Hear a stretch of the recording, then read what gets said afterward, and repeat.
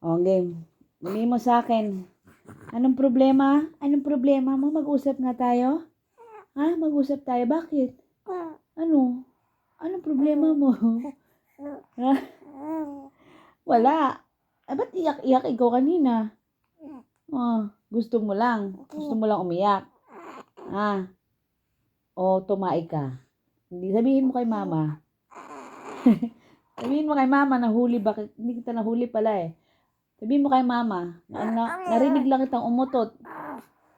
Pero ang baho naamoy ko na yung tae mo.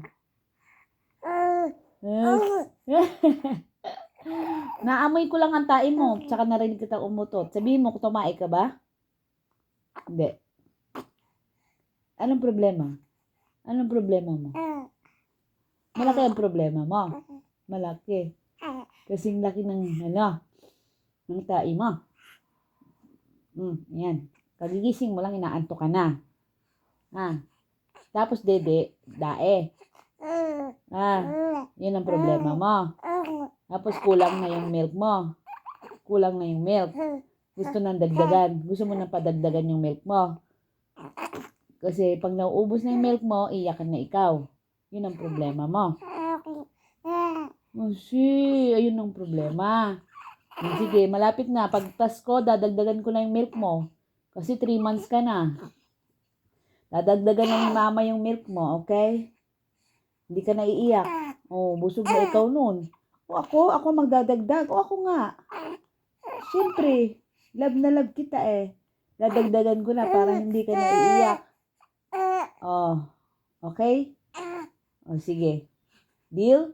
Hindi na ikaw iyak pag dedede, dadagdagan na ni mama yung milk mo. Sige. Okay.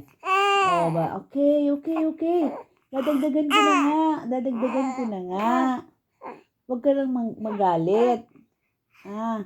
Huwag na ikaw magalit, dadagdagan ko na nga yung milk mo. Ano yun? Anong gusto mo sabihin? Ano pa ang problema mo? Ano pa ang problema? Ano pa ang problema? Anong problema pa? Ano yun? Lakasan mo. Ay, sis. Lakasan mo ang sabihin mo kay mama. Anong pa ang problema mo? Milk lang? Aray ko. Milk lang. Okay. Milk lang ang problema mo. Wala nang iba. Okay? Sige, dadagdagan na natin. Dadamihan ko na ang timpla. Para hindi ka na iiyak. Pagkatapos dumedi. Dahil kang umiiyak. Kung nakukulangan ikaw sa dede. Tapos ayaw nang dumedi kay mama. Sige. Dadagdagan ko nga. Ay. Ba't umiyak na?